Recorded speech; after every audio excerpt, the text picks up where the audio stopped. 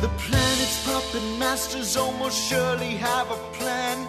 There's clearly maybe something there beyond the realm of man. And until you've thoroughly tested every last close-trusted view, I find the more you think you know, the less you really do. That's true, Dr. Sayers. Very well. Where would we be without THC? 'Cause we know they're lying to us, just don't know to what degree.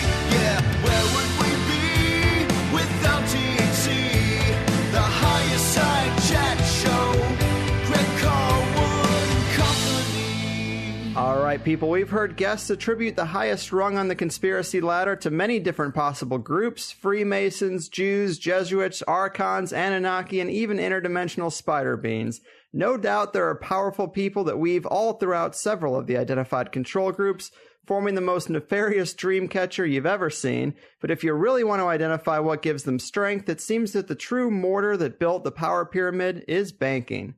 Here to make the ironclad case is returning guest John Hamer. You might remember him as the author of RMS Olympic and Titanic's Last Secret, which we talked about last time as we discussed the pretty well-substantiated claim that the Titanic was sunk on purpose once it was loaded up with the prominent opponents of the Federal Reserve.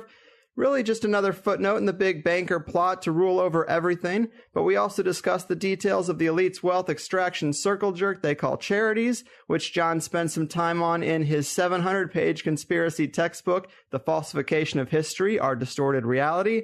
Well, John is joining us hot on the heels of another big undertaking. He just released Behind the Curtain, a chilling expose of the banking industry, volumes 1 and 2, together over 1,000 pages of good reason after good reason to consider the banksters to be the supreme societal string pullers and the architects of nearly everything.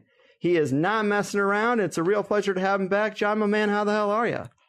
I'm great, thanks, Greg. Thanks very much for asking me back. I really appreciate that. And thanks very much for that fantastic introduction, too. Oh, for sure, man. I had a great time last time, and I'm sure this will be no exception. Great to have you back. Anyone who puts out such expansive and detailed work is always welcome. So, thank you. Yeah, man. Of course, we can't get to the level of detail that you do in 1,000 pages, but it would be great to walk through the history here and point out not only some of the biggest manipulations, but also some of their lesser known ones as well. And to start us off, there's actually an enlightening little story behind the title of the book. Tell us why you settled on Behind the Curtain. Yeah, it's as you say, it's quite an interesting little story. I'll try and be brief. I don't want to drone on about it for a long time. But it started back in the 60s, in 1968 to be precise, in Minneapolis. A guy by the name of Jerome Daly, who was a lawyer, he got into trouble with his mortgage repayments, which at the time was about $14,000, which to us now, that kind of figure is laughable. But in those days, it was a considerable sum. And the bank, of course, took him to court to try and reclaim the house from him, as is going on today, absolutely wholesale, widespread right across the world. Mm-hmm. The banks are foreclosing people's mortgages and taking their homes away from them. But Daly didn't take it lying down. He decided to fight it. So he actually went to court and defended himself because he'd done a little bit of homework. He knew what the scam was. He knew what the banks were up to behind the scenes. And eventually, during the course, it was going against Daly for a little while. The judge wasn't particularly enamored with his defence. The jurors were falling asleep. But then all of a sudden, the bank's president came to the stand and completely out of the blue admitted that it was standard practice for all banks to create money out of thin air. Right. So in other words, what he'd admitted to was the fact that the $14,000 that they'd lent Daly to buy his house had been created by bookkeeping entry, and it wasn't like a pile of cash that they had in reserve that they actually allocated to him and passed over to him. It was just a few strokes of pen in a book in those days. These days, it's digits on a computer screen. Right. But that was the point. As soon as he made that admission, suddenly the tide turned, and Daly won his case. And really that should have been the catalyst for the collapse of the whole banking system, because the entire worldwide central banking system is based on that premise that all loans and mortgages are created out of thin air. Mm-hmm. And worse than that, they are all actually added, instead of to the debit side of the bank's double entry bookkeeping, they added it to the credit side. So if you today were to walk into a bank and get a $50,000 loan for a car or whatever, they lend you the money, but they don't deduct it from their accounts. They add that 50,000 on. And this is standard banking practice worldwide. So anyway, to get back to the point, it should have been a far-reaching decision and crashed the entire financial system. But they don't allow that at all now. They filled in all the loopholes. And in fact, shortly afterwards, somebody else tried the same ploy. And the judge said, and I quote, "If I let you do that, you and everyone else, it will bring the whole banking system down. We are not going behind that curtain." And that's where the name of the book comes from, because in fact we do go behind that curtain. Mm-hmm. Yeah, I like that little informational anecdote. You're right. It should have brought everything down, and it seems like it got close, and it got close a couple of times, apparently, over history, I've learned. But as far as this rich history is concerned, how far back can you take us? Obviously, the further we go back, the less detail we get, but I've had guests attribute the early stages of money to Bankster priesthoods of Babylon who learned about these tools through their ritual use of magic, and that's maybe hyperbolic, and it's definitely vague, but talk to us about the starting place for you. Yeah, well, I didn't really go back quite that far. I do sort of mention about, in biblical times, Jesus going into the temple and overturning the tables of the money changers. And that was, again, you don't really find the true story of that. But what actually happened was, it wasn't that he was just annoyed about people changing, doing foreign exchange, changing money, although they were making exorbitant profits. It wasn't so much that. It was that the Jews, when they went to the temple to pay their yearly temple tax, they had to pay it with a solid gold coin called a half shekel. And the money changers actually cornered the market in it. So they were actually making, charging even more than exorbitant charges for the Jews to get their hands on these half shekel gold coins. And so it was that allegedly angered Jesus, and that's where, and that's why he threw them out the temple. I mean, all that's very apocryphal in it. I suppose it depends on whether you believe what it says in the Bible, but that was, as far as I was concerned, that was an interesting starting point.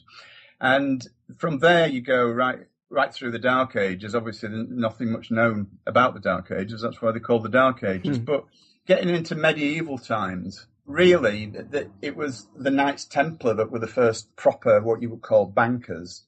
And I think a lot of people understand what the Knights Templar are all about. And it's not the forum to go into that specifically. But they made a heck of a lot of money out of usury, which is another way of saying charging interest on monies loaned. Yeah. And from there, bankers became, not bankers, the Knights Templars were obviously disbanded and murdered and all the rest of it. But then along came the goldsmiths. And what goldsmiths realized that, let me just step back a stage. Sure. Yeah, money was originally gold and silver, something of intrinsic value, not like the paper stuff that we have today that is just, it's barely worth the paper it's printed on, barely worth the value of the paper it's printed on. But gold and silver coinage was the first attempt at a proper, shall we say, medium of monetary exchange. And goldsmiths realized that eventually that it was a lot simpler, rather than having people cart huge loads of gold about because it was heavy, cumbersome, difficult to move about. There was danger of it being stolen. They could be attacked in the street and robbed. They decided to issue receipts for the gold, and they somehow became exchanged rather than the gold itself. So that's where bills came from, dollar bills, pound notes, as we have over here, £5 notes. So they had just in effect began as a receipt in exchange for gold and silver that the goldsmiths kept in their vaults. But then something that really changed the world happened, and the goldsmiths realized that not all the gold was ever redeemed at the same time. So they realized that on average it was about 10% of it that was ever actually transacted physically rather than through the receipts that they issued. And so they decided that they could comfortably lend 900% more gold than they had actually in their possession. So all they did was simply issue more receipts than there was gold, and they made themselves extremely wealthy overnight. And it's just gone from there, really. From there, we went on to the central banking system, which began in Amsterdam, in Holland, in the early 17th century. And then it went to England, the end of the 17th century. And from there, central banks have just taken over the whole world. And in a very small nutshell, really, that's how the money system has developed. Right. And that is a great summary. And you talk about before the time of kind of the fractional reserve fraud that they do, for about 700 years, we were using tally sticks. And I'm not really surprised that we don't use notches and wood anymore, but they were pretty ingenious in their inability to be forged, right? Absolutely. For those people who don't know what a tally stick is, as you say, it was just a stick, a piece of wood, but it wasn't a one that had been manufactured and planed and all the rest of it. It was just a piece of a tree, basically. And what they did was they marked notches in the wood, in the piece of wood, the stick, and then they split it. All those notches represent different values. So you might have one for because it was England, pounds. You might have one for £100, one for £1, one for so many pennies, blah, blah, blah. And then they split the stick lengthways down the middle so that all the veins in the centre of the wood and the marks all matched up, so you couldn't actually forge it. It was impossible. So people used to walk around with bundles of these sticks to go shopping with, to make transactions with. And the other half was kept in a secure vault, and the ones that were freely distributed we use, as you say, as the currency. Yeah, it was very ingenious, but very, shall we say, inconvenient in many ways, I guess. Yeah, definitely cumbersome and slightly inconvenient, but the wood grain pattern is as unique as a fingerprint. So having that, I mean, getting away from that system is what allowed the bankers to take way more loans than the money they had and do this kind of fractional reserve issuing. Another piece of history that I liked is you do mention the death of Caesar in 44 BC. I think most people know his assassination was the result of a conspiracy cooked up by several Roman senators, but I don't think everyone knows why. I mean, banking was at the heart of this too, right? Yeah, absolutely. I mean, it's very similar to today in a sense, because, politicians are not independent people. They are there at the behest of lobbyists of various kinds. And it was much the same in Caesar's day. He was beholden to the money men, even at that time. Mm-hmm. And it was that what he did was he actually bypassed them. Again, it's the same old story, and this is a theme that you'll find running right through the book.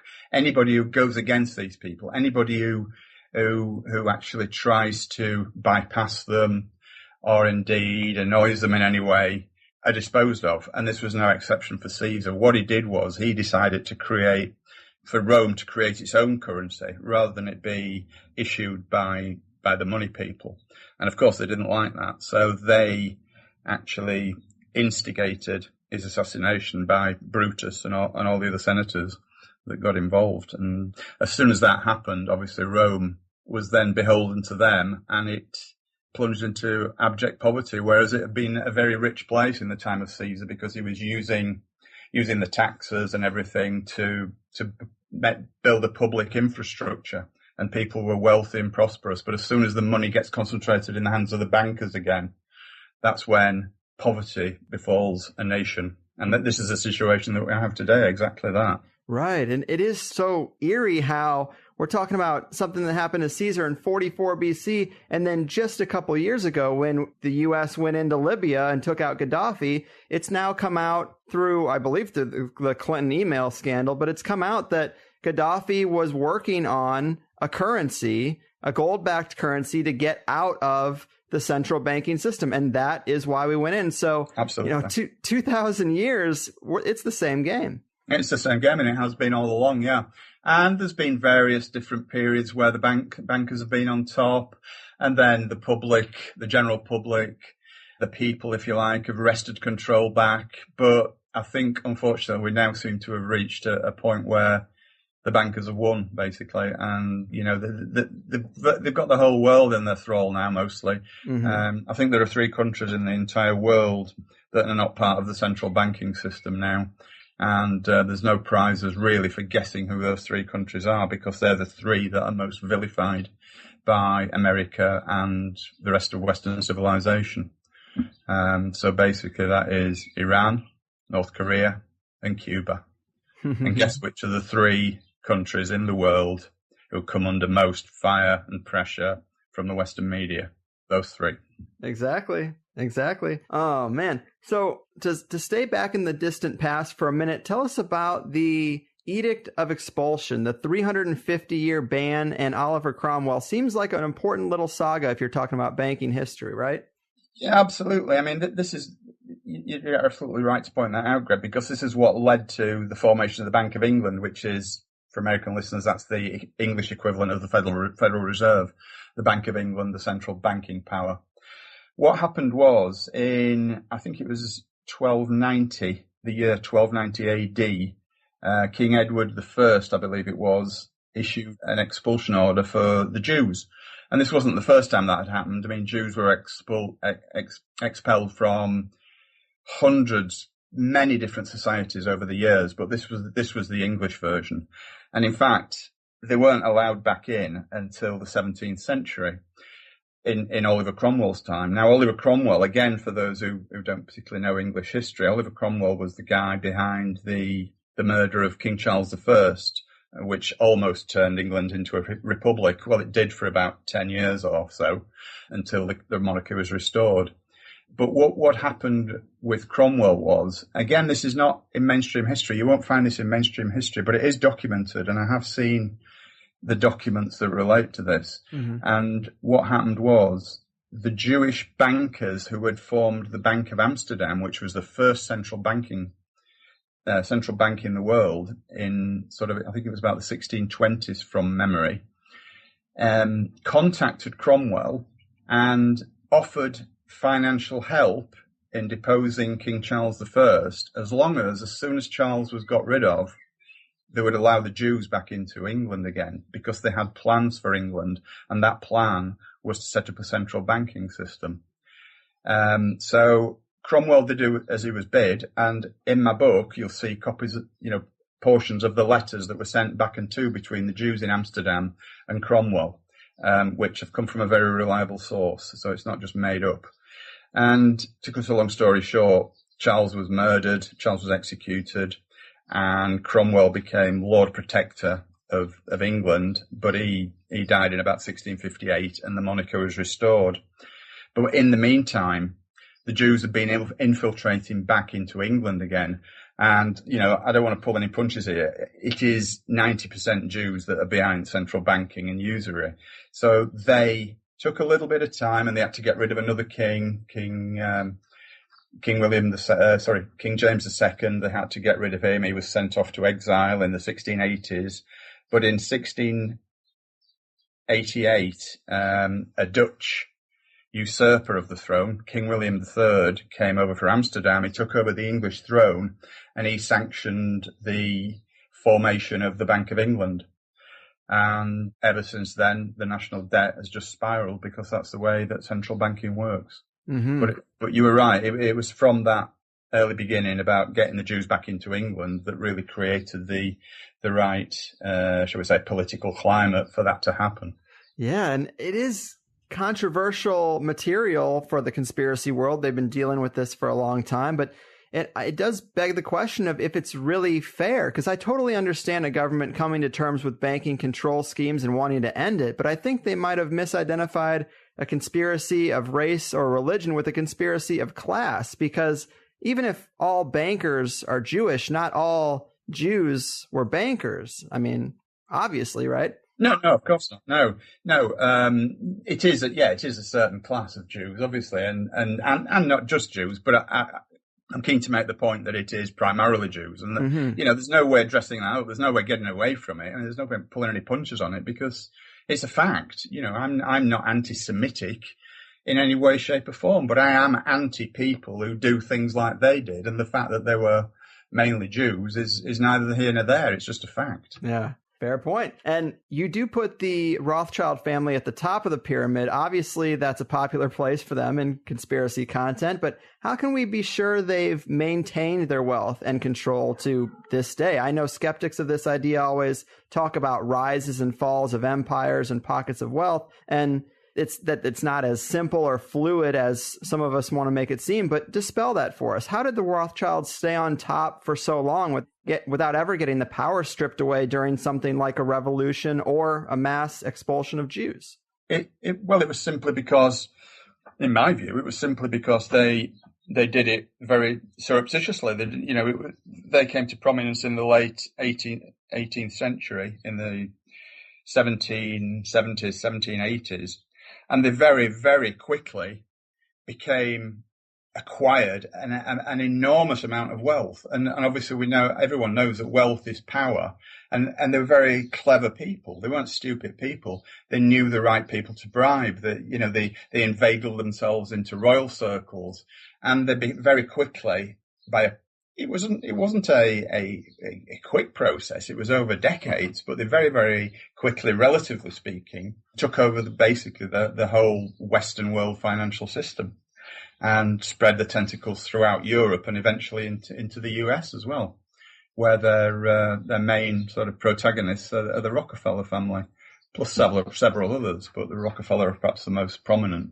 Mm-hmm. Yeah, it just drives me nuts because there's very few times over history where it seems like leadership has realized what was happening with the banking schemes and worked to overcome it. And it's just frustrating that these bankers were never charged or jailed when their charters weren't renewed, but it doesn't seem like their wealth was ever stripped from them. And it's just unfortunate. Okay. Well, we'll put it this way, Greg. If you were approached by someone and said, I believe that anti-Semite John Hamer is coming on your show soon.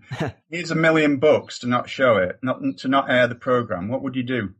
That is a conundrum.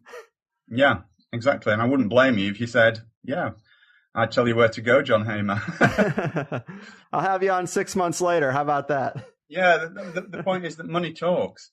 And they very quickly established an absolute stranglehold, not just over royalty, but over governments, over the whole infrastructure of society, if you like. And that's how they did it. And obviously, that's a very simplistic version of events, but that's the truth. Yeah, the point still plays. Yeah. So there obviously is a lot of history ground to cover, but let's lump in the major revolutions because they come from the same template. And to quote the book, you say, the English Revolution was followed by the American, French, and Russian versions of the same trick, all at the behest and funded by the same group of people. Talk to us about this trick and how the banksters used it several times to get more wealth and power. Yeah, well, first of all, what I refer to as the English Revolution, most people know as the English Civil War. That's just my way of referring to it. It was a revolution in the sense that it resulted in the murder of the king, basically. So it was usurped by Cromwell and his men over a long period of time. So that's why I call it the English Revolution, because I think civil war is actually, although it was a civil war initially, it became a revolution because the ruler of the country was deposed. Mm-hmm. So, just to clear that up, that's why I call it the English Revolution, if no one's ever heard that phrase before. Yeah, they all had slightly different, shall we say, purposes behind them, but they were all certainly instigated by the same group of people. And, you don't need me to mention the J word again. even the American Civil War, the American Revolution we're talking about now. By this time, and again, we're talking like the 1760s, 1770s, England had already been usurped financially. We were almost 100 years into the central banking system in the UK. And I think, again, many US listeners may know what the real cause of the American Revolution was. And it certainly wasn't paying too much tax on tea or however they dress it up. You hear different stories, but it was more to do with the Americans actually rejected the central banking idea, and they actually produced something called colonial scrip, which was their own currency, which bypassed the English central banking system. So, of course, the English central banking system, which was completely dominant in English society, took exception to that and sent its mercenaries in to quell the Americans. And, obviously it didn't work, allegedly, but that's another story for another day. I think you know what I mean. But, and then the same thing happened in the French Revolution. The French Revolution wasn't as we're led to believe at all. It was just a way of a certain group of people, again, trying to take control of the French government and impose central banking upon them too. We were told that, it was a popular uprising, the French Revolution, because the poor peasants were starving and all this. They were treated really badly by the royalty. And I'm sorry, but it's just absolute nonsense when you look into it. And again, there's plenty of information to be had on that particular topic, but it was nothing like it's portrayed to be. And lastly of all, the Russian Revolution in 1917, I think that's fairly common knowledge now amongst, shall we say, alternative media and truth seeker sort of world, that it was once the Federal Reserve Bank had been created in the US, then this actually created a whole boatload of money, a lot of which was sent by Jacob Schiff, who was part of the Federal Reserve, high-flying banker in the early part of the 20th century. And he paid a lot of expatriate Jews to go over and take over Russia and kill the monarch there. And that's exactly what happened. I mean, it's a much longer and more complicated story than that. But basically, they're all the same story, just slightly different versions of the same story, if you like. But it's all got the same foundation, and that is based in central banking being used to take over the world. Mm-hmm. Yeah, and the power is so entrenched now that when I look at the history of central banking in America, the back and forth is really interesting, because before we had the Federal Reserve, we had the Bank of North America. And then after that, we had the First Bank of the United States. Tell us about this back and forth and some of the people involved in this seldom discussed saga of control that's pretty entrenched at this point. Yeah, I mean, obviously, after the American Revolution and independence and all the rest of it, they immediately tried to get a central bank going in the US. So although they actually, as ridiculous as it sounds, although they fought the War of Independence to gain freedom from central banking, it wasn't long before, again, the bankers wheedled their way back into it again and tried to get a central bank going, which they did. As you say, it was the Bank of North America, was it? Yeah.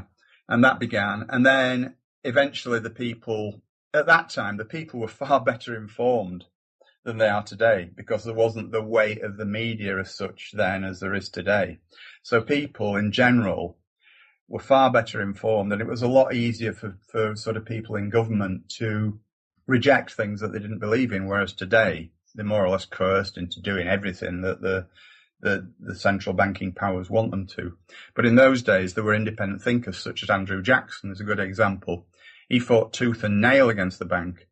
And it's so ironic now that I don't know whether it's some sort of a joke by the bankers, but Andrew Jackson's image is on one of the bills, isn't it? Is it $20? Right. Yeah, the $20. And up until now, they're going to change it to Harriet Tubman. But yeah, for so many years. Yeah.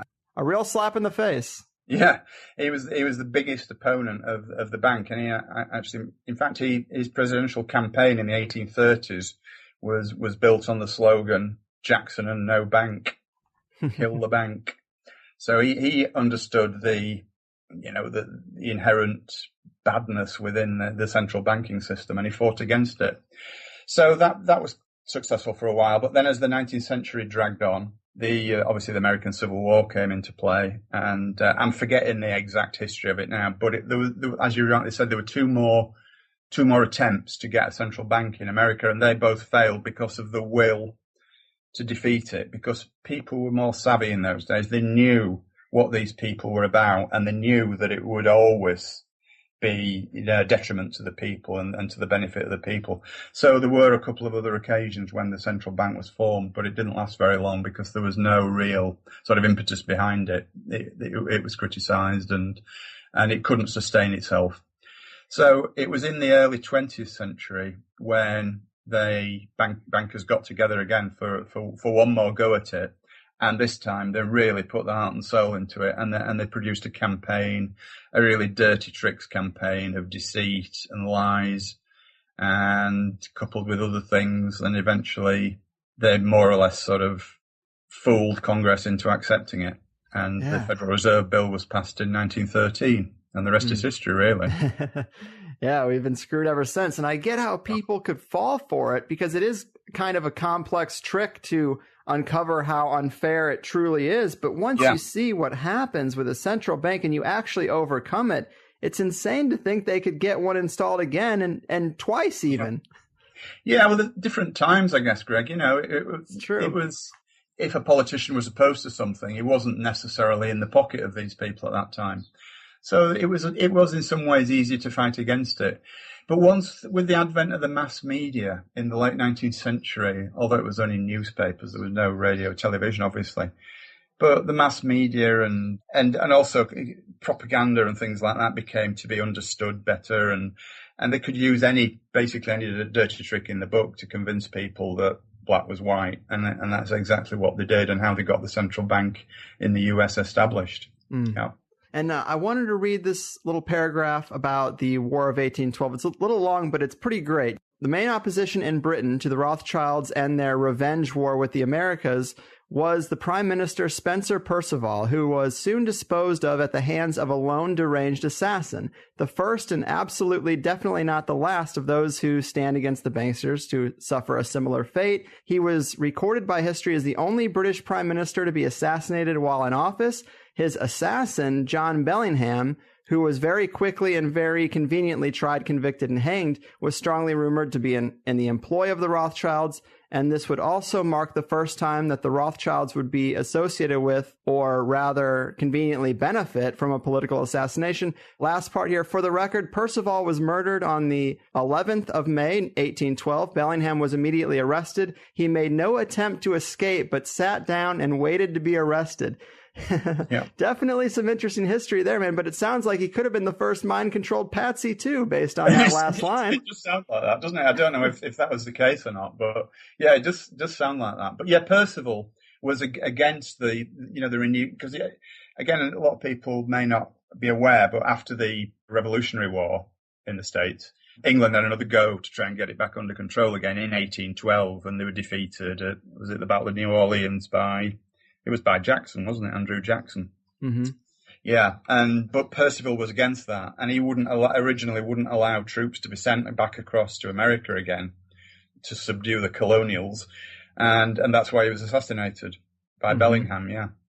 To kind of throw some fuel on that fire, I also wrote down an Andrew Jackson quote here, and it perfectly sums up the parallels to problems that we have had several other times, most recently during the bank bailouts. But here he so politely says to them, "Gentlemen, I have had men watching you for a long time, and I have convinced that you have used the funds of the bank to speculate in the breadstuffs of the country. When you won, you divided the profits amongst you, and when you lost, you charged it to the bank. You tell me that if I take the deposits from the bank and annul its charter, I shall ruin 10,000 families. That may be true, gentlemen, but this is your sin. Should I let you go on, you'll ruin 50,000 families, and that would be my sin. You are a den of vipers and thieves. I intend to root you out."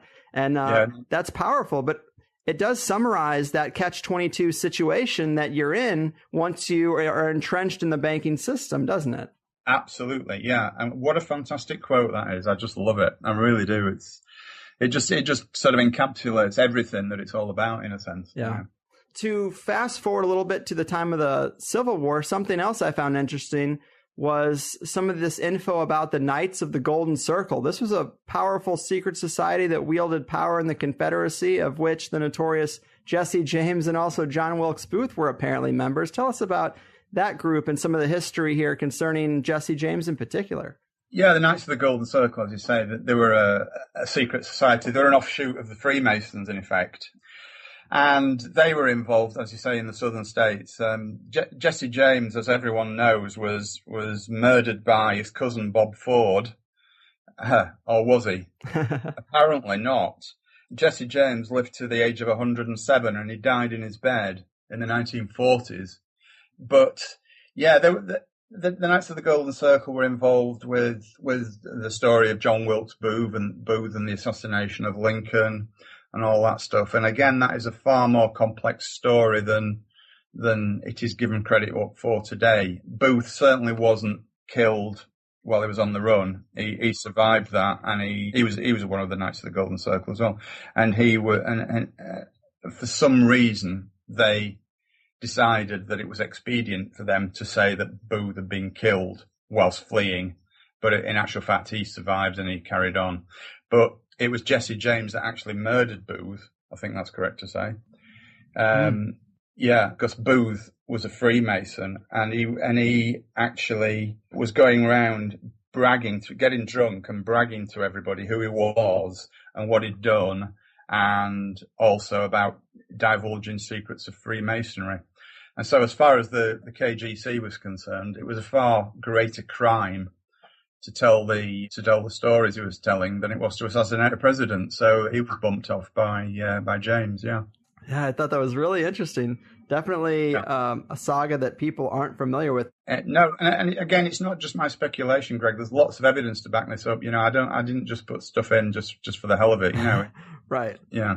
Yeah. I mean, 1,000 pages. You've got lots of things sourced in the book, which makes it easier to read with confidence. But yeah, sure. Of course, there's more to say about banksters and their secret societies. You go into quite a bit of depth here, and a lot of us know the basics, but was there anything that you found that wasn't contained in, say, the Conspiratorial 101 handbook? We know there are connections to Isaac Weishaupt's Illuminati and the Freemasons, but talk to us about the depth of those connections that people might not be aware of. Oh, yeah. Well, as I say, the banksters, they are the ruling elite, are what I call the banksters. And although they're not all bankers as such, they are all banksters. And just bear with me a second here, because it's not so easy to just say. I've got to sort of do this preamble first. And that is that I call them the banksters because they own the banks and they own everything else as well. If you go to the top of any pyramid in society, whether it be, I don't know, something innocuous like the Boy Scouts, whether it be, the Federal Reserve, whether it be individual banks, individual corporations, they're all part of the same big club at the top. At the very top of the pyramid, they're all part of the same club. So whether they're bankers, banksters, they are the people who rule the world. They are the controllers of the world. Mm-hmm. So, it's a simple equation, really, and there's not an awful lot to say about it. Yeah. And we did mention the Federal Reserve. Of course, people know that is the central bank we have here in America right now, but you write about it in quite a bit of depth. You talk about the Jekyll Island Hunt Club and the infamous meeting on Jekyll Island that gave us the Federal Reserve. Talk to us about some of these players and maybe some things that people wouldn't have uncovered if they didn't go to your level of depth and study that you have. Yeah, well, obviously the plot had been going on in banking circles for quite some time. But eventually in 1910, I believe it was, a group of the nation's top bankers went on this clandestine mission down to an island just off the coast of Georgia called Jekyll Island, which was it's like a private resort, in fact, for the very, very wealthy. And it was all done in the utmost secrecy. Only first names were allowed. They were called the First Name Club. People like Nelson Aldrich and J.P. Morgan's representatives. I can't remember all the names off the top of my head because you can imagine there's a lot of information in there. Van der Lip as well was one of them. But it was basically all the big banking conglomerates pre-Federal Reserve that were involved in this scam, if you like.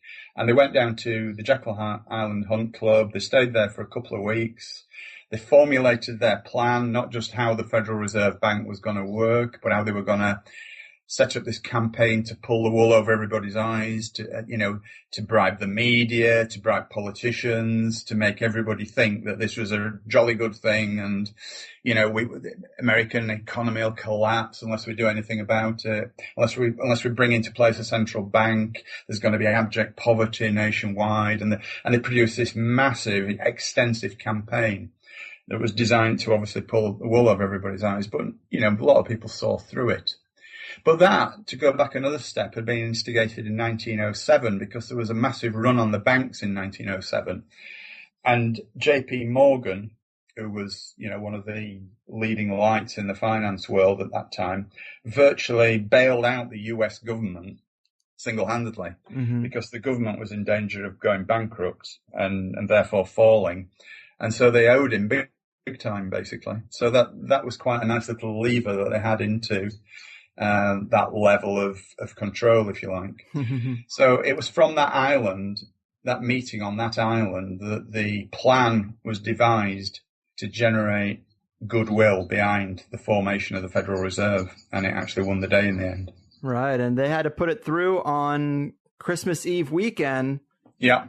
So that there weren't going to be any opponents or senators there to really see what was going on. So that's when they rammed it through when no one was around. That's right. And of course, you were our Titanic conspiracy guest. But for those who missed that show, how solid is the connection that the Federal Reserve opponents were strategically on that ship? Okay. Some of that is speculation, I have to say. It just very neatly fits into the jigsaw. You know, it does. But having said that, I do know that Isidore Strauss, Benjamin Guggenheim, and John Jacob Astor were the three of the four wealthiest opponents of the Federal Reserve System. And it was just a nice little coincidence, maybe, that the year before the Federal Reserve was actually came to pass, that they all died together in an accident. So, you know, that's fairly convenient, I would have thought. Right, yeah, 3 birds, 1 stone. Yeah, the fourth member, who wasn't on the Titanic, was a guy called Charles Lindbergh Sr., who was the father of the famous flyer, the Spirit of St. Louis guy. Mm-hmm. Yeah, and he was a big opponent of the Federal Reserve, and he actually wrote a book called, oh gosh, I've forgotten what the book's called now, Currency in the Banking System or something like that, which absolutely laid bare every nasty element of the proposed Federal Reserve System. And he was offered $2.5 million, which in those days, I mean, it's a fortune today, but in those days it was probably about, you know, $250-300 million not to publish it. Huh. And he turned it down, but it never actually did get published because I think the would-be publishers had been got out as well. So it never actually got published. Right. And it is kind of hard to fathom how over so many years these banksters could get their tentacles into a society so easily. But you're right. If you just find somebody, of course, you're going to be able to find an agent, find somebody in the government who actually can make decisions and say, hey, we'll make you one of the richest people on the planet. You know, just let us get our currency in there and then we'll give a bunch of it to you. Exactly. And the beauty of it is, Greg, is that they knew that once the Federal Reserve was established, it enabled them to create money out of nothing. So money was nothing to them. You know, they could bribe people with absolutely massive amounts of money. It didn't make any difference. It was no detriment to them. They're just plucking it out of thin air. I mean, how stupid must they think? From their perspective, the whole world has to be just a bunch of morons because you're just printing your own monopoly money and people are working jobs 40 hours a week their entire life to get that paper, and it means nothing. Absolutely. Yeah. It only means what we believe it to mean, and we believe a dollar bill is worth a dollar bill, and that's it. If we suddenly said, no, I'm not accepting that, I don't believe it's worth anything, I'm not taking that, the whole system will collapse. It's just the belief that piece of paper is worth the equivalent of $1. Yeah. But what is $1? Well, I mean, originally $1 was 1 ounce of silver? It was something along those lines. Right. So it had like an intrinsic value, and all a dollar bill was a receipt for a 1 ounce piece of silver, you know. Mm-hmm. Well, you know, to take it back, the whole line is you have these tally sticks, and then that evolves into, okay, now we have something that's represented by a receipt, but it's still backed by real gold. You don't want to lug gold around. And then they extract that from the paper currency, and now we're at the farthest element removed from any real wealth or any real security or tracking of any kind, and it's all just ones and zeros. They say, I think, like 85 or 90% of the money supply is just ones and zeros on computers. They haven't even printed real money. I mean, that's the furthest degree of separation from wealth and paper money. I mean, I don't know where they go from here except to straight digital currencies like Bitcoin or something. Indeed, absolutely, yeah.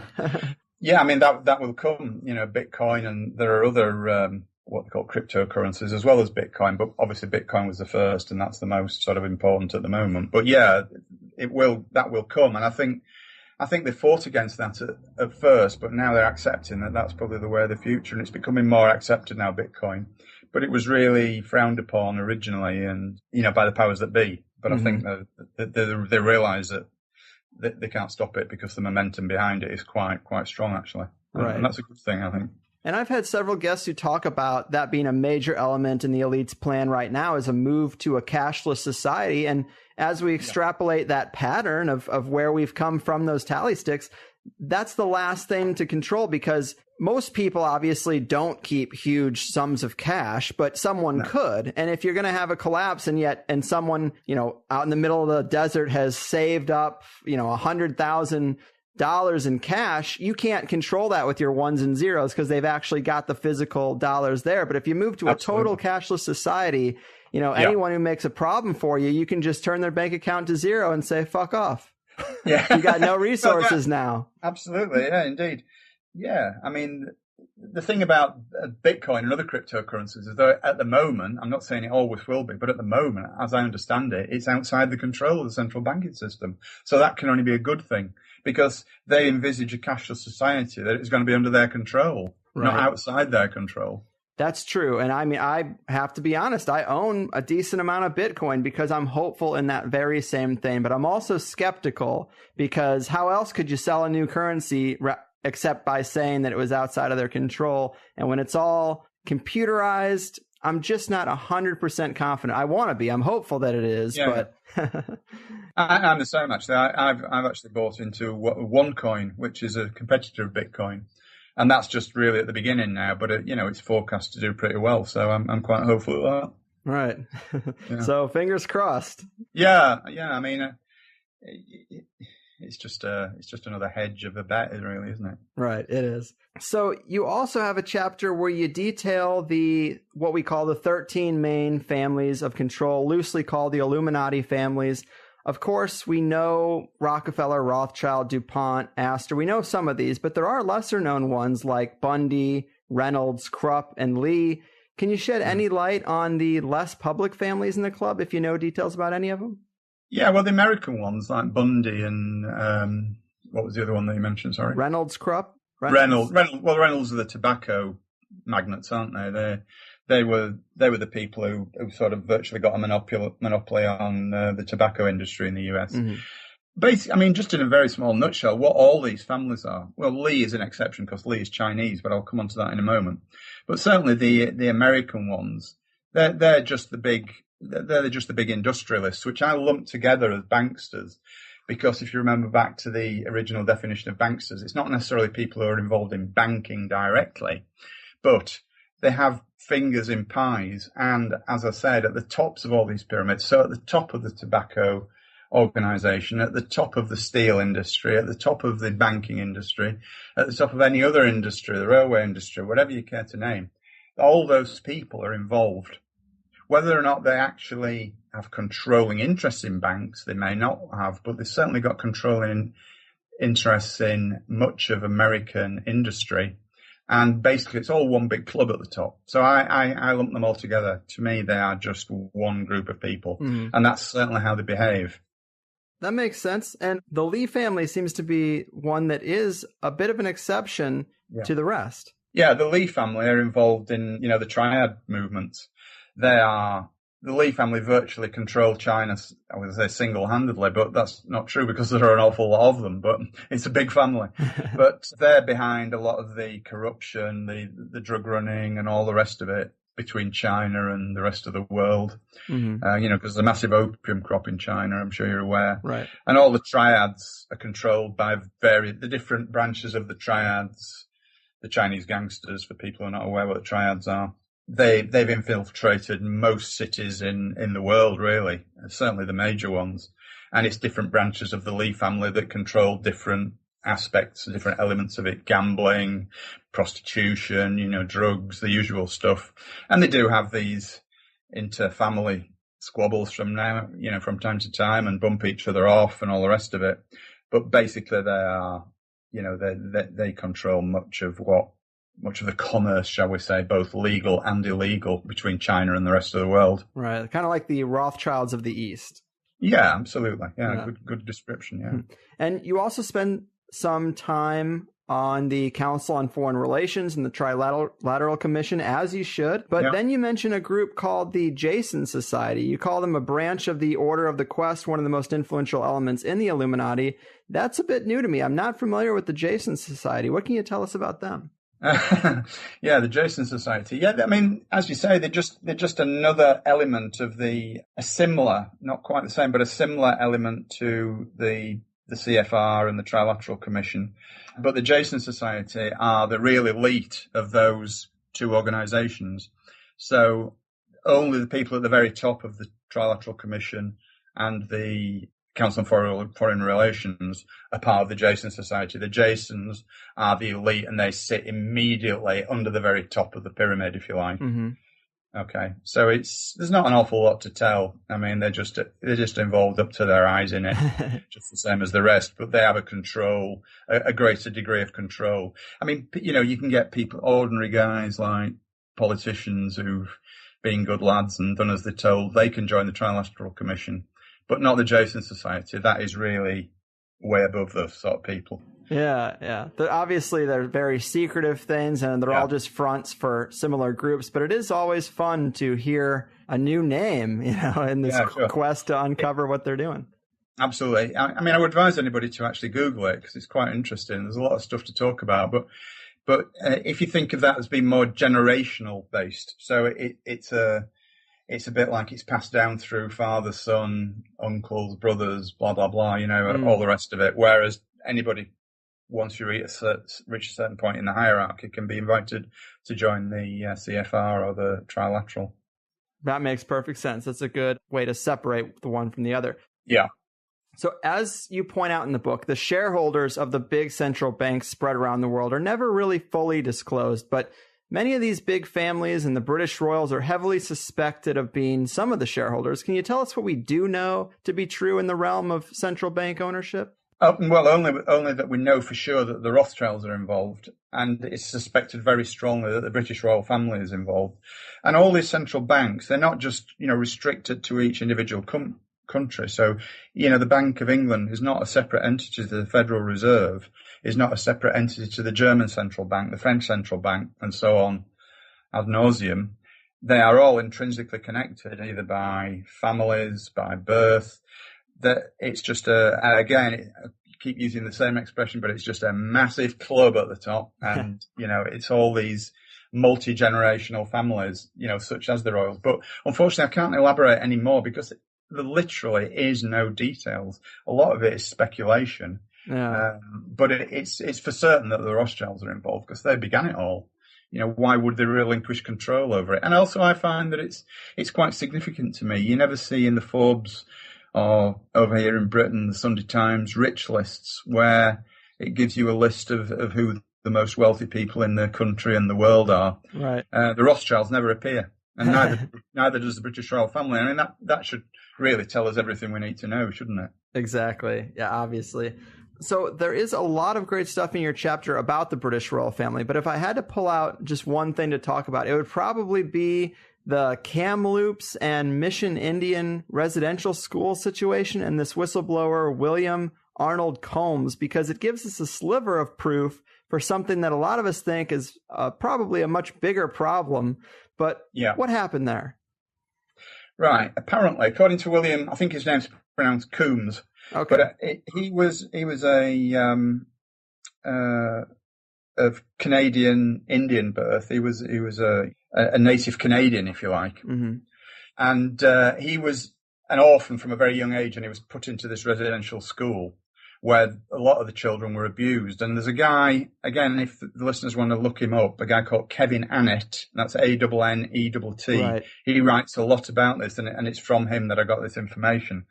And talking about the reservation schools in the sort of early to mid 20th century, where it was like endemic child abuse and murder going on with the native Canadians and the children, that is.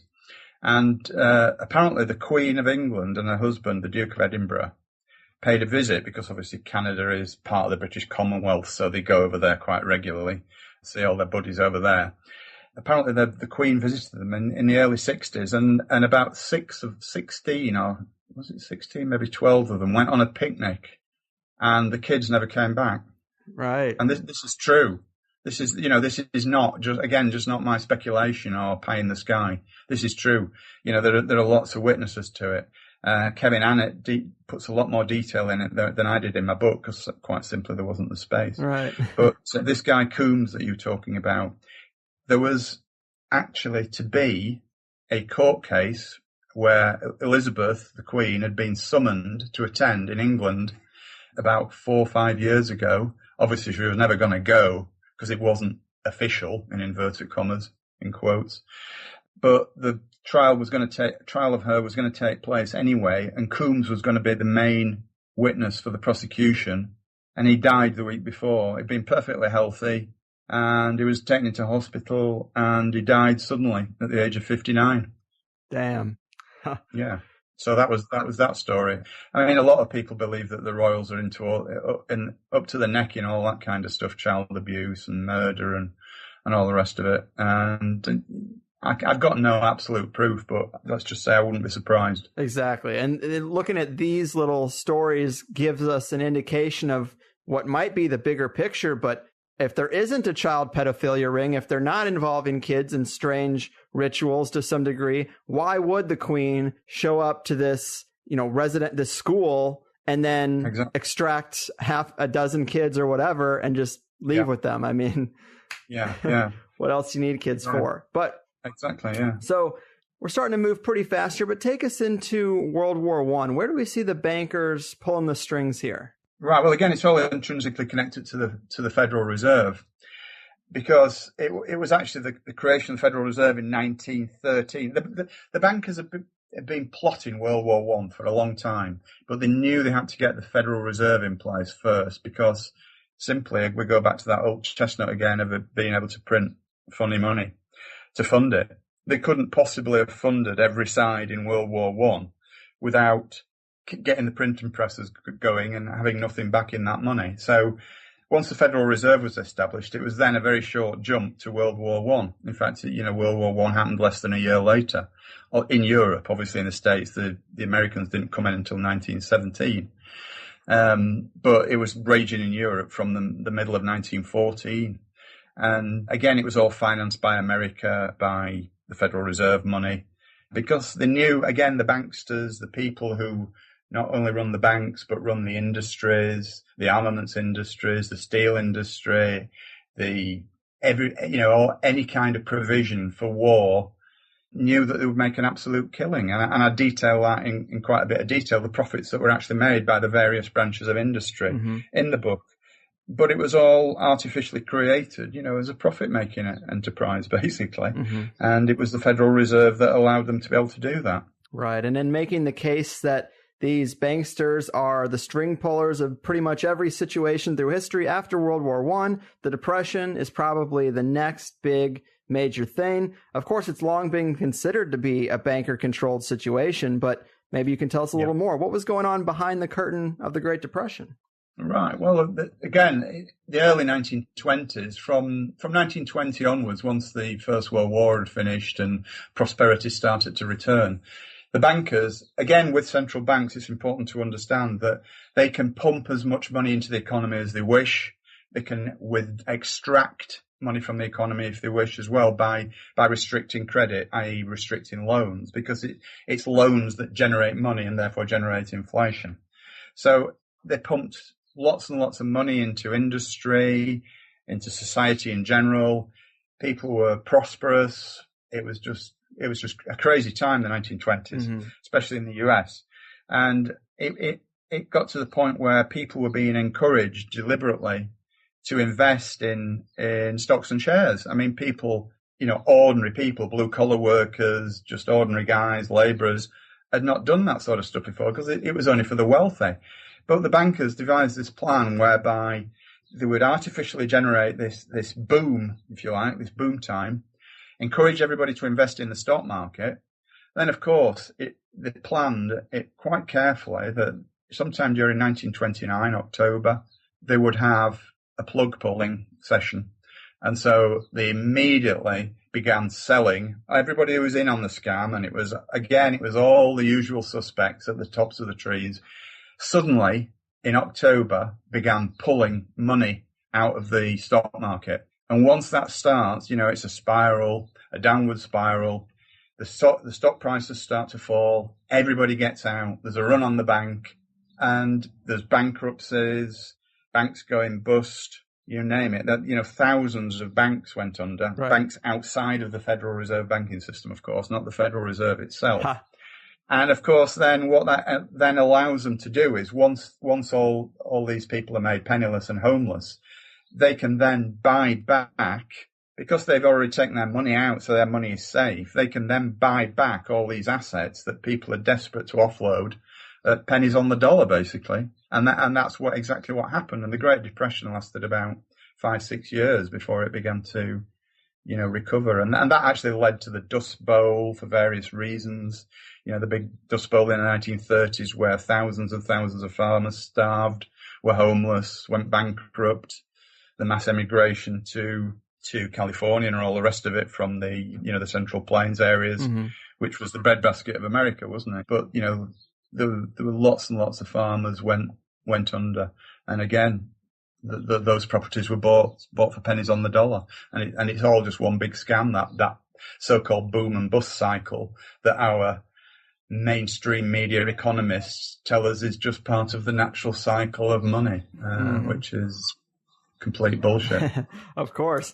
And yeah. So, they put us into a bust cycle, extract all the wealth out of the system, and then the thing to get the wheels turning again, of course, is a war, World War II. That's what that's the only way they really let us get back in the game. But obviously there's a ton of deception and manipulation when it comes to the World War II story. But to hit it from the Bankster angle, one quote you do say that's interesting. Of all the things that's going on, you do say Winston Churchill sold out to the banksters against the welfare of his own nation to line his own pockets in the manner of a modern Judas.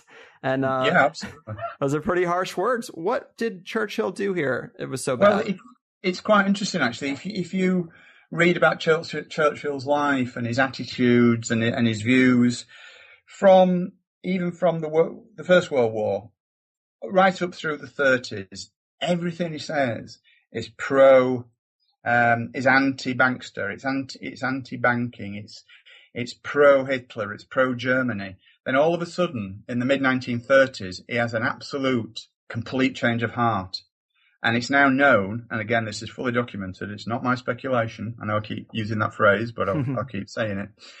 It's fully documented that he was actually bribed by the Jewish elements within the central banking system to actually foment a war against Germany. And it's quite obvious. There's just a paper trail, if you like, of quotes and of things that is said and done that makes you realise that nobody could make such a U-turn without actually, being bribed. And it's quite believable that he was bribed because he was heavily in debt. He was a spendthrift, was Churchill. He used to spend a lot of money on lots of different things. Young boys, for one thing. He was very much into paedophilia with young boys. Yikes. He was a fetishist of ladies' underwear, and he used to buy expensive ladies' underwear for more than pairs that cost more than the working man's monthly wage at the time. He was a real big spender, and he got himself into awful debt, and the only way he could see out of it was basically to sell his soul. Man, that obviously is an important aspect of history. And also with World War II, there's so many things going on, but the formation of Israel, of course, is a huge part of the aftermath and still is an ongoing issue today. How were the banking elite involved here? What was this really about? Because I believe it's the setup for a possible third world war. Yeah, I believe so. I mean, if we go back a few years, in the 1870s, a guy called Albert Pike, who was the most senior Freemason in the United States, wrote a letter to, I believe from memory, it was one of the Zionist leaders at the time. Zionism was a new up-and-coming, what should we say, belief. Trend, yeah.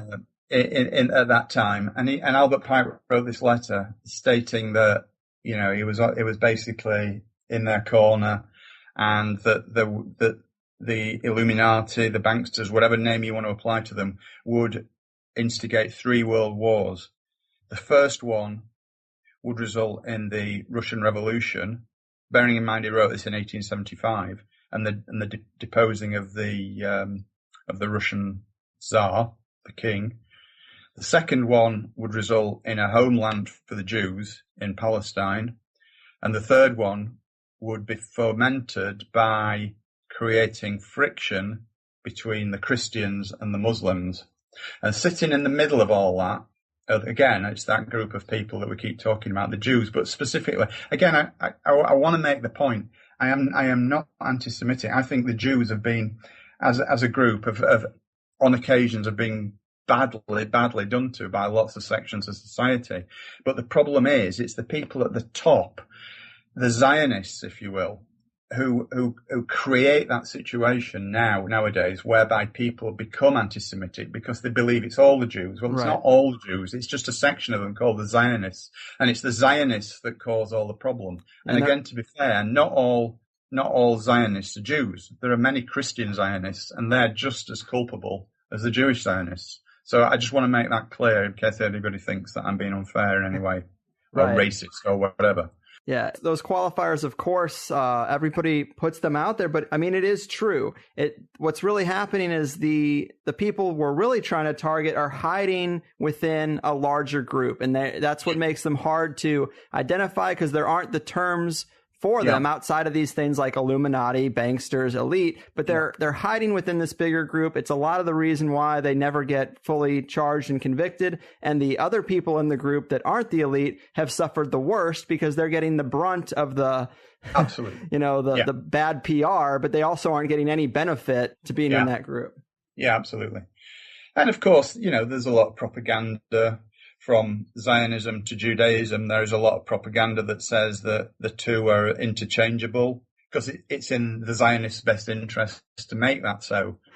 Right on, man. Well, we could do it all day. I got to let you go eventually. It has been a lot of fun. You do great work. Hopefully, any listeners who want a pretty complete look at history through the puppet strings of the Banksters, I don't know a better book they could get. So please remind the people where to get Behind the Curtain and other books that you've written and places they can follow up with you and your work. Okay, if you just go to Amazon.com and key in my name, John Hamer, Hamer, you'll find all the books that I've written on there. Nice. Are you doing the Twitter thing?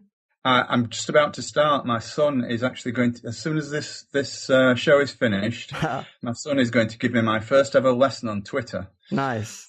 I'm going to start doing it, yeah. Well, definitely let me know your handle on there, so I will. We can let the people know. We can start getting the ball rolling on Twitter for you. I will. That's great. Awesome. Well, thanks again, man. Maybe we can do this again sometime, but keep doing the good work you do and enjoy the rest of your day. Yeah, thanks a lot, mate. All right. All right. John Hamer back in the saddle for a second helping of your favorite show. Great guest, I'd say. His books are very extensive, well worth your time. You hear me say this a lot, but I just wouldn't book a guest if I didn't like what they wrote. But I do gravitate toward these books that really take you through everything. Totally self-contained. So if someone says, what do you mean the world is controlled by banksters who orchestrate every war and play economies like an out-of-tune guitar? Well, I'd say read Behind the Curtain, because in 1,000 pages you'll hear history from that perspective, and it's a pretty well-rounded case. It's funny how the people who are so sure conspiracy advocates are nuts have never read one of these books, because they changed their mind. And with this book in particular, you get breadcrumbs of other threads that I think are just as interesting and important. That's largely what we got into in the second hour, and it's one of these shows that I really wish everyone could hear, because after the first hour, when John opens up about NASA and the misdirection of modern science, that is when we get into some great places. You know how sometimes you might want to talk about a particular fringe idea to a friend or coworker, and you kind of toss out an entry-level comment just to feel them out and see if they throw anything back, and then they come at you full force with like, dude, I know all about that. You ever have those moments? I used to love that kind of thing back when I had normal, regular interactions with new people. But weaving through history and pointing out banker manipulations, this is a serious THC staple, and I thought we hit on some new areas of the story that were probably new to you. In that second hour, though, discussing how the banking industry was involved in the moon landing hoax and how part of its function was as a smokescreen for the Vietnam War, really opened up a can of worms in the NASA science realm. Then we talked about something I've discussed with a lot of guests off the radar, off the air, and that's how some missing or abducted children can be traced back to the actions of the CIA and the further implications of that. A lot of people don't want to talk about it, but John mentions it in the book, so I went for it. If it's dangerous to talk about, it's in the Plus show, so there's a slight bit of security there. It's not just floating around. Then we got into why technology is being suppressed and some of those unallowable options that would make the world a better place. And then as we got into solutions, I went on a bit of a rant about the basic income idea, which I'm a big fan of, have been ever since the Ellen Brown show. I've been thinking about trying to get her back. She also just wrote a new piece about the weed revolution and Monsanto, so there's another thing to discuss. So many possibilities, so little time, right? But that pretty much closes out the month of June. I will have a Money Bomb winner. Hopefully we'll get a message on the next episode. They haven't been great about giving me those messages, but I think we are going to be winding down the Money Bomb program in the next couple of months. I'm just getting too busy trying to hold all this up, and something's got to give.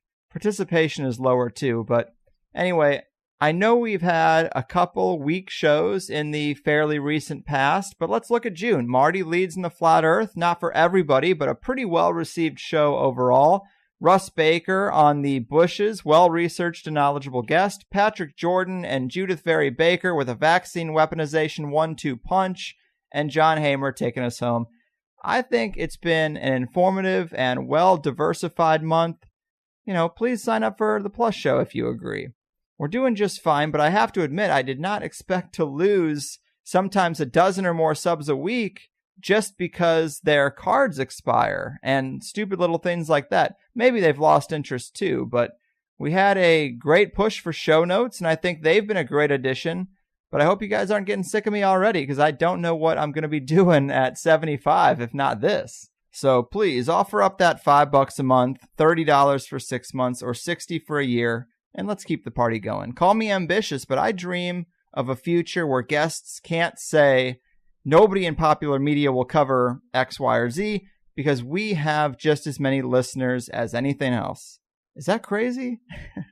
Maybe, but you do have to be a little crazy to do what I'm doing here, I think. And the trick is to just not go over the edge and self-medicate to your heart's content. But that's it for me. Thanks for all the support and for listening. It is a dream come true. Really, it is. And that's it for me today. Your move, Bankster oligarchs of the Rothschild Rockefeller reality. Your fucking move.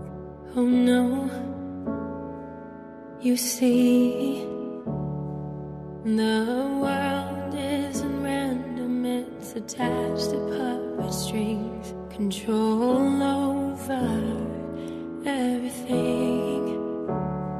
The 9 to 5 is trying to steal ya. Now don't that job seem silly?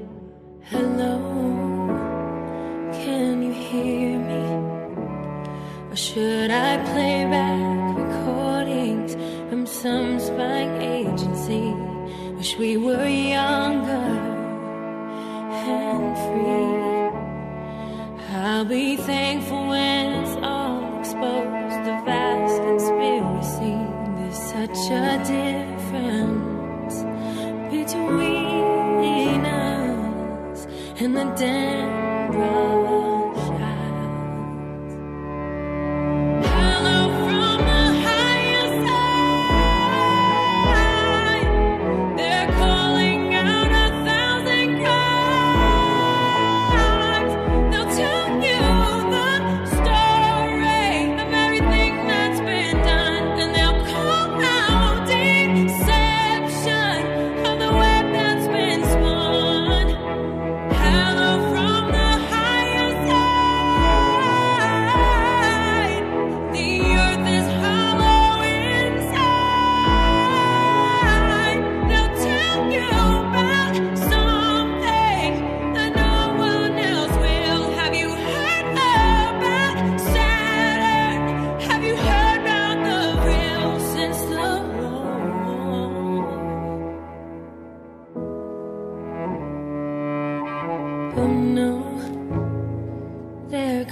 tunes.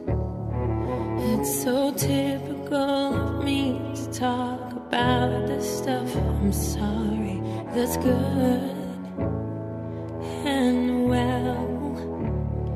Did you ever hear the argument that nothing really happens? It's no secret, and that the best is plus.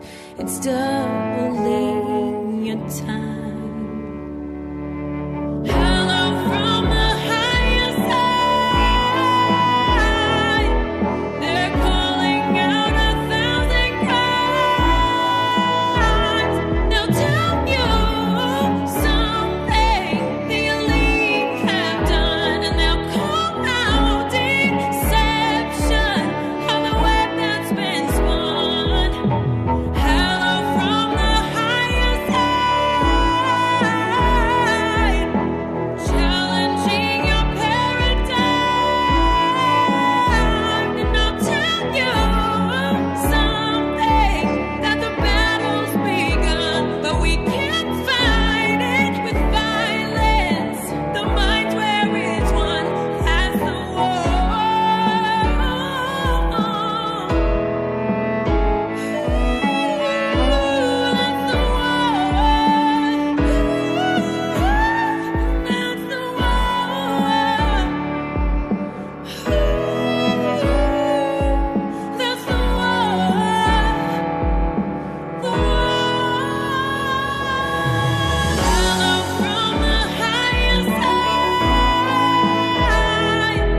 They're calling out 1,000 cries. They'll tell you something the elite have done, and they'll call out deception of the web that's been spun. Hello from the higher side, challenging your paradigm, and I'll tell you something, that the battle's begun, but we can't fight it with violence. The mind where it's one, that's the war.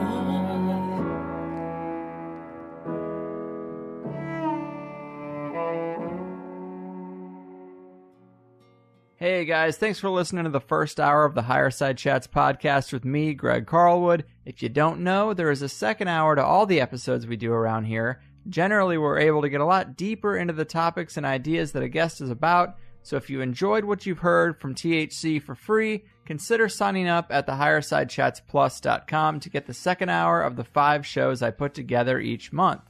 I never really wanted to be a paid subscriber podcast, but I really hate the idea of spending airtime promoting some product that's completely unrelated and telling you the best way to support the show is to buy an audiobook or new underwear by mail or something crazy like that. So instead, if you like the show, double your time with it for $5 a month, and let's cut out all the other shit. It's half the price of a movie ticket, and you get at least an extra 5 hours of show a month. Collectively, it keeps us stable, and it frees me from wasting your time with anything but the show you came to listen to. It's really the only way for an independent, one-man show to make it, and I do what I can so that it's worth your while.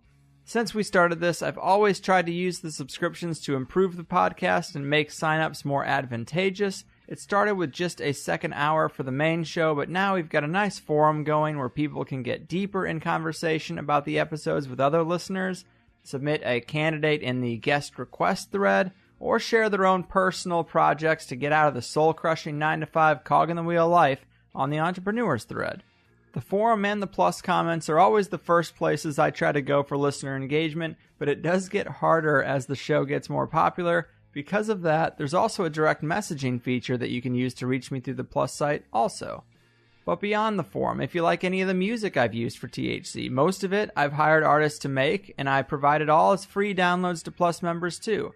So if you like a particular song you've heard close the show out recently, come get the MP3. I should also mention that if you don't like the idea of paying $5 recurring every month, I get that. You can buy 3 months, 6 months, or a year up front and just be done with it.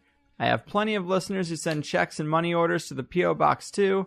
I try to make it as easy for people as I can, and you can read more about it on the sign-up page. Also, be sure to check out the FAQ help page on the Plus site if you have any questions or concerns about how to listen to a password-protected show on your devices. I've highlighted a lot of great solutions, and one of those would be the iPhone app that just recently hit the Apple App Store. A super kind and talented listener made it for us, and you can use it to stream or download either the free or the Plus show. If you're on Android, I'd use Pocket Casts or Podcast Addict and subscribe to the feed manually that way.